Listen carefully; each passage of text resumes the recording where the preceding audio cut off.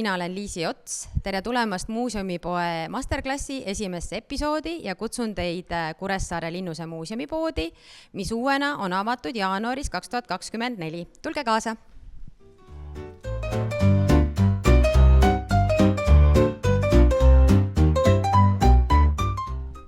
Siin on siis meie peasissepääs, mida me ise hellitavalt kutsume portaaliks. Lähme siit edasi.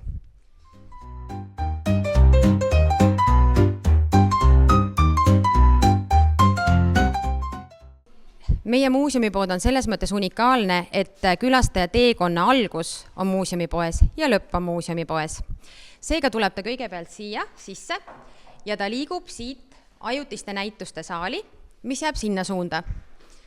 Seejärel, kui ta on ajutised näitused ära külastanud, on talle loodud siin väljapanekute vahel liikumisteekond, et ta saaks liikuda püsiekspositsiooni.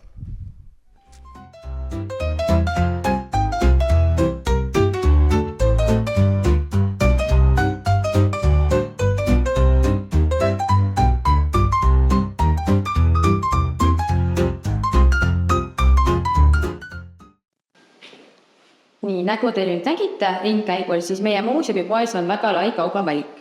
Siin on esindatud nii meie oma muuseumi toimetised kui temaatilised lastetooted, aga üha rohkem rõhku paneme siis kohalikele väiketootjatele, kes on meie väga head koostööpartnerid. Näiteks on ülipopulaarsed tooted meie kohalikud maiustused, kus sageli on käinud ka tootearendus meiega käsikäes, et meie oleme tootjale andnud tagasisidet, mida kliendid meilt küsivad ja mida nad tahaksid osta kaasa. Ja sageli ongi selleks just maitsetooted, mis on praktilised, mida saab ära kasutada ja mis on hästi sellised toredad kingitused, mida saab kaasa minna. Natukene räägiksin siis meie muuseumipoe kontseptsioonist, et meil on tohutult suur ja ilus linnus, aga mida me siin sees tegelikult pakume? See on saarlase lugu, see on saarluse lugu, see on Saaremaa ajalugu. Seega me oleme natukene astunud välja rangetest muuseumipoe piiridest ja laiendanud enda tootevalikut ka saaremaiste toodetena. Et see on ka kindlasti üks võti, mis on viinud meid tugevasse dialoogi kohaliku kogukonnaga, väiketootjatega, et me teeme tihedat koostööd väiketootjatega, anname neile tagasisidet ja sageli pakume ka näiteks noortele alustavatele kunstnikele, väikeettevõtjatele võimalust proovida oma toodete müüki meie muuseumi poes realisatsiooni põhimõttel. Seega me saame otse kliendi tagasisidet ja anda nagu ülevaate, kuidas sobib hind, kuidas materjalid ja mida kliendid nendest toodetest arvavad. Nagu kõikide heade asjadega, siis üksi ei ole võimalik mitte midagi ära teha. Meie muuseumipoes on fantastiline meeskond ja suurepärased abilised. Mis on Anja sinu lemmiktoode meie muuseumipoes? Kadakaptooted. Tule näita.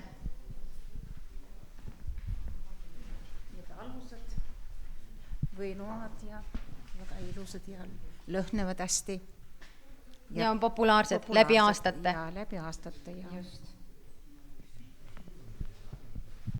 Et kui te mõtlete, et kuidas üldse muuseumipoodi tooted sünnivad, siis sageli on toodete aluseks näiteks haridusprogrammid või meie oma näitused.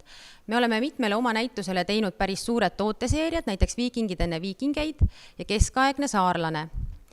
Sageli saab aga mingi probleem toote sünniideeks.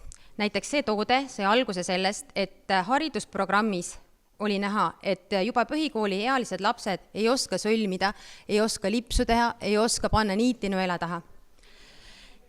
Et see on selline võimalus neil linnuse kujulises mänguasjas põimida erinevaid mustreid paelaga ja asendada sõrmede osavust. Sageli sünnivad ka tooted meie oma lugudest. Siin on sellised toredad lastetooted, mille koostööpartneriks on ka Saaremaa kohalik väiketootja Kuldne Net Design, kes kavandas ja kes õmbles meile need toredad linnuse sisse müüritud rüütli legendi tegelased. Samamoodi on ta kasutanud oma toodetest taaskasutusmaterjale.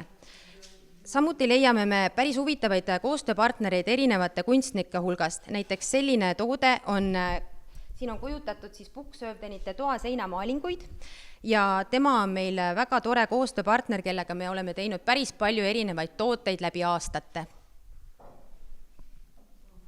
Et kui te nüüd küsiksite, mis minu enda lemmiktoode muuseumipoes on, siis on neid muidugi päris mitu, aga üks kindel lemmik on siin.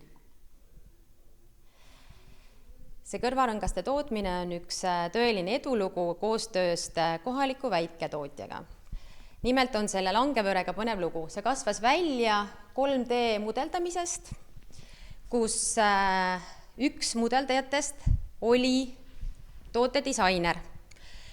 Sellest hakkas langevõre elama täiesti omaette lugu, tulles alguses särkidele, helkuritele, seejärel tammespooniga rinnanõeladele ja see kevad hakkas ta tõeliselt elama ja läks õitsele ja muutus värviliseks.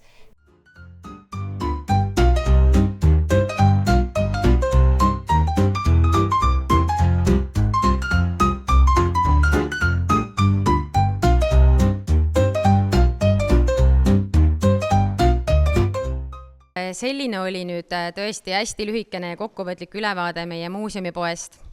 Kohe hakkame teiega arutama küsimuste-vastuste voorus ja kellel suurem huvi on, tulge aga läbi Kuressaare linnusest.